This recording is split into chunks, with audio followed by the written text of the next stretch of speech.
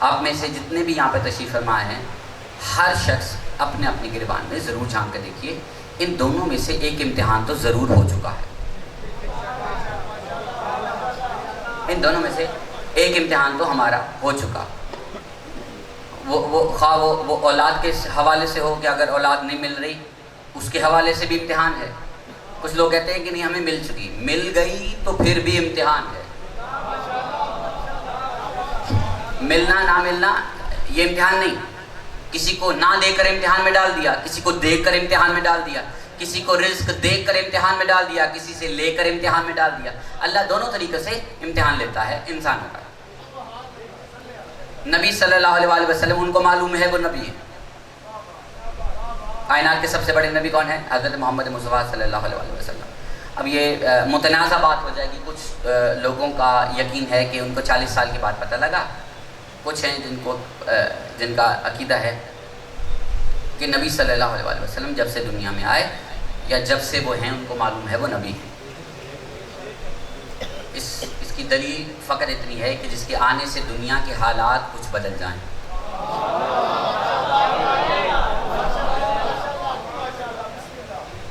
ایک قصر ہے وہ گر گیا اس کے آنے سے، ایک جادوگر ہے وہ مر گیا، ایک آگ ہے جس کے آنے سے بجھ گئی ہے۔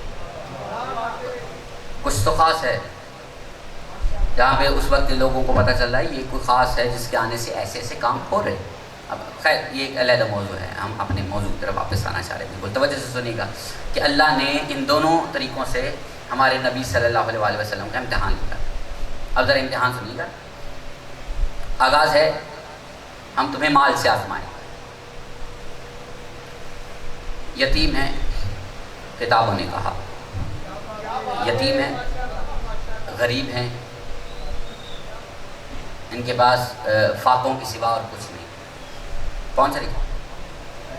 جو غریب ہے، جس کے گھر میں رہ رہا ہے، وہ قحط میں اس کے گھر سے بہت سے اونٹ کھانے کے لیے عرب کو مل رہے ہیں۔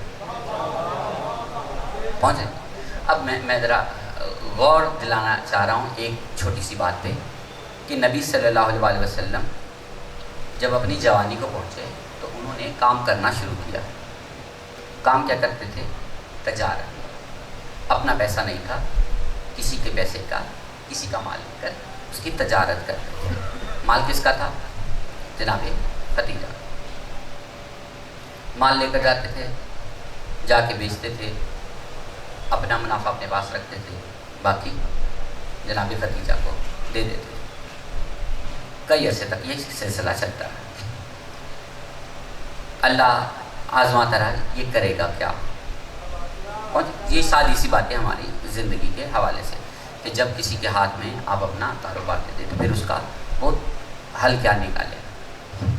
وہ خاتون ہر بار دیکھتی رہی کہ یہ جو شخص ہے، باقی لوگ بھی میرا مال لے کر جاتے ہیں، لیکن جب یہ لے کر جاتا ہے اور جب بیچ کر آتا ہے تو جو پیسہ ہمیں واپس ملتا ہے اس میں خاص سی برکت رہتی ہے، اور مجھے بہت سا منافع رہتا ہے۔ منافع پیسوں کے حوالے سے نہیں، برکت کے حوالے سے۔ پیسہ اور برکت دو علیحدہ علیحدہ چیزیں۔ اللہ آزما رہا ہے پیسوں سے کہ کہیں یہ اس میں کوئی غلط کام تو نہیں کر رہے۔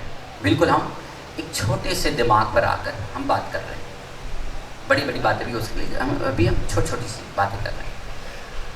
اس خاتون نے ایک پیغام بھیجا کہ میں آپ سے شادی کرنا چاہتی ہوں۔ صرف کاروبار میں منافع ہو رہا تھا، اس وجہ سے وہ خاتون کہہ رہی تھی میں ان سے شادی کرنا چاہتی ہوں۔ کتنی عجب بات ہے، صرف پیسوں میں فائدہ ہو رہا تھا اور وہ شادی کے لیے پیغام بھیج رہی تھی۔ اگر بات صرف پیسوں کی ہوتی تو میں ایک بات عرض کرنا چاہتا ہوں کہ وہ خاتون عرب کی مالدار خاتونوں میں سے ایک، صرف پیسے کے حوالے سے وہ شادی نہیں کر رہی تھی۔ انہوں نے کچھ محسوس کیا یہ عام شخص نہیں ہے، یہ خاص ہے۔ پروردگار، اب وہ سارا قصہ ہم تھوڑا سا کلوز کر کے ہم آپ کو اس سے بھی بتانا چاہ رہے ہیں کہ وہ جو مال بیچ رہے تھے جس خاتون کا، اس خاتون کے ساتھ ان کا نکاح ہو گیا. ابھی دنیا کو بتایا نہیں گیا کہ نکاح پڑھنے کا طریقہ کار کیا ہے،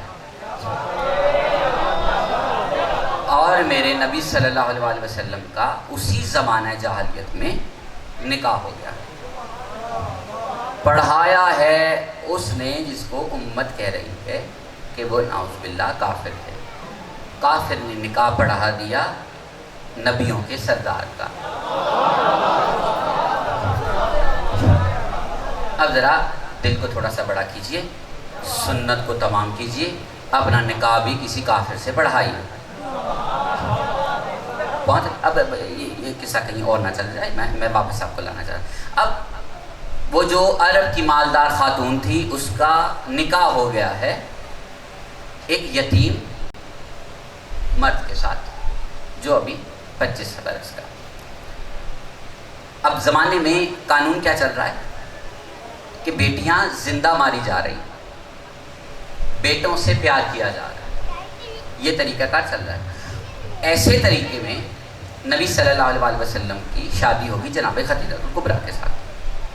اب جو شادی ہوئی، پروردگار نے ایک بیٹا عطا کیا.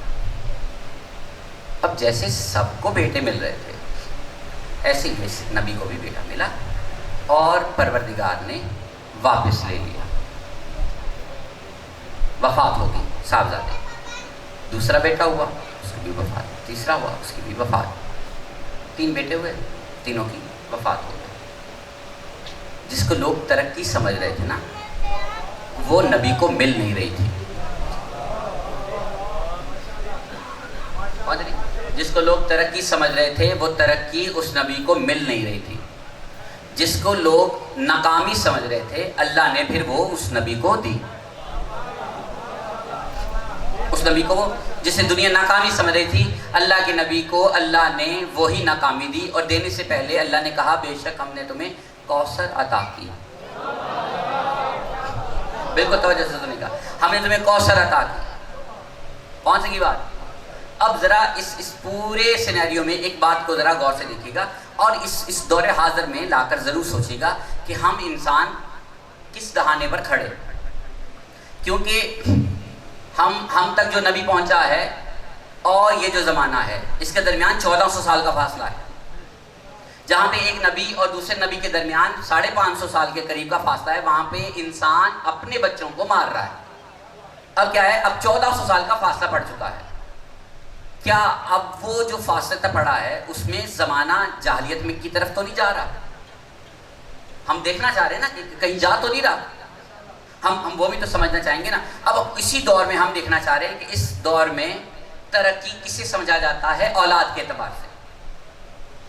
بیٹا مل جائے تو ترقی ہے، بیٹی مل جائے تو ناکامی سمجھا جاتا ہے. ہم اسی زمانے میں زندگی بسر کر رہے ہیں جو نبی کے آنے سے پہلے زمانہ تھا.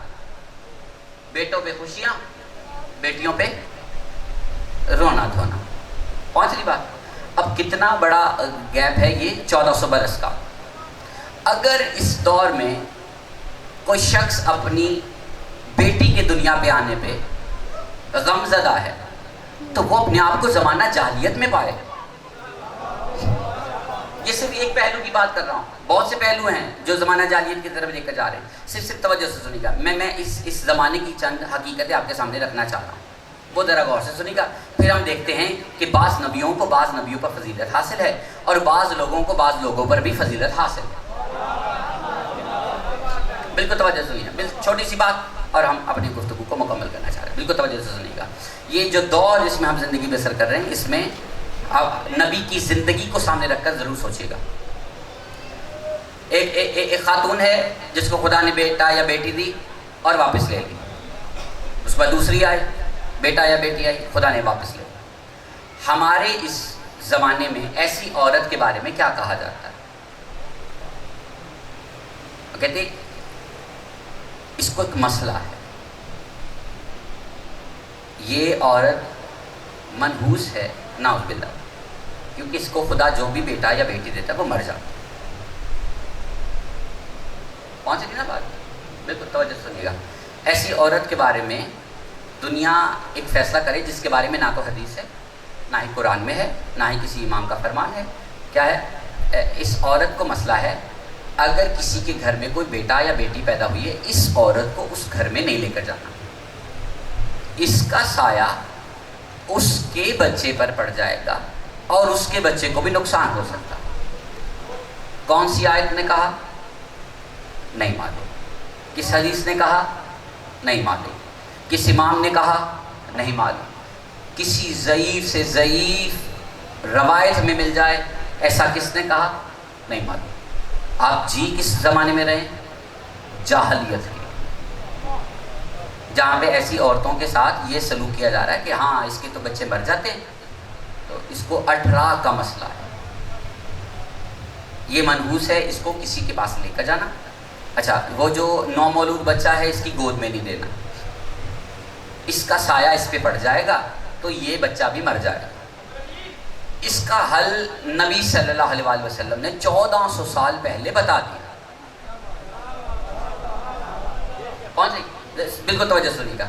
وہ جس دوران نبی صلی اللہ علیہ وسلم کے گھر میں بچے ہو کے مر رہے تھے، وہ ٹھیک یہی زمانے والے حالات تھے کہ شاید وہ 18 کا مسئلہ پہنچ رہی. اس زمانے کی یہ جو نالج ہے، جو علم ہے، اس کے مطابق بات کر رہا ہوں کہ ہاں اس وقت شاید یہی مسئلہ تھا.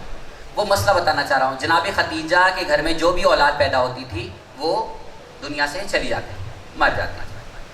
پہنچ کی بات. اب کچھ عرصے بعد اللہ نے یہ جناب سیدہ کے آنے سے پہلے، دنیا میں آنے سے پہلے، اللہ نے فاطمہ بنت اسد کو ایک بیٹا عطا کیا. ایک بیٹا عطا کیا جس کا نام ہے علی المرتضیٰ، کائنات کا شہنشاہ. اب جب اس خاتون وہ فاطمہ بنت اسد کی گود میں ایک چاند سا بچہ آیا، اس نے اس بچے کو اٹھایا اور لے گئی محمد مصطفیٰ صلی اللہ علیہ وسلم کے گھر پہ. گھر پہ دیکھا وہ جس کے بچے بار بار مر رہے تھے اس کی گود میں رکھ دیا.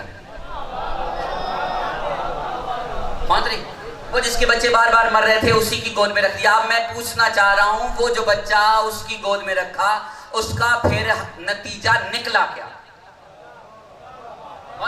اس بچے کا نتیجہ کیا نکلا؟ ہم کسی دینی بات پر نہیں آ رہے، بالکل توجہ سے سنیے گا. وہ بچہ پھر زمانے میں ایک نمایاں حیثیت رکھ کر سامنے آیا، وہ شیر خدا بن کر سامنے آیا. کس کی گود میں رکھا؟ جناب خدیجہ کی گود میں رکھ دیا. فاطمہ بنت اسد نے، تمہارے بچے مرتے ہیں، لو ہم تمہاری گود میں رکھتے ہیں. اب یہ امتحان ہو رہا تھا فاطمہ بنت اسد کا بھی اور خدیجہ الکبریٰ کا بھی. دونوں اپنے امتحان میں کامیاب ہوئے اور اللہ نے پھر اپنے نبی صلی اللہ علیہ وسلم کو خوشی کے طور پر کہا بے شک ہم نے تمہیں کوثر عطا کی، کیونکہ ہم تمہیں دے دے کر بار بار لے رہے تھے، تم شکوہ نہیں کر رہے تھے. واضح بات، ہم تمہیں بار بار اولاد دے کر تم سے چھین رہے تھے، تم شکوہ نہیں کر رہے تھے، شکر کر رہے تھے، سو ہم نے تمہیں اولاد دی. اب یہ جو اولاد کے ذریعے سے یہ دونوں خاتونوں کو جو آزمایا گیا، اب دونوں کی اولاد میں یہاں پہ جتنے بھی سادات تشریف فرما ہیں ان کو مخاطب کر کے جملہ عرض کرنا چاہ رہا ہوں. آپ بھی جتنے بھی سید زادوں کو آپ جانتے ہیں ان کے حوالے سے بھی بات عرض کرنا چاہ رہا ہوں. امتحان دو خاتون کا ہوا، دو عورتوں کا، فاطمہ بنت اسد اور جناب خدیجہ الکبریٰ. ایک کا امتحان کہ اپنا بیٹا دے دو اس کی گود میں، ہم اس گود سے ہر بچے کو چھین رہے ہیں، یہ دنیا کی روایتوں کو توڑ دو، پھر دیکھو ہم تمہاری اولاد کے ساتھ کرتے کیا ہے.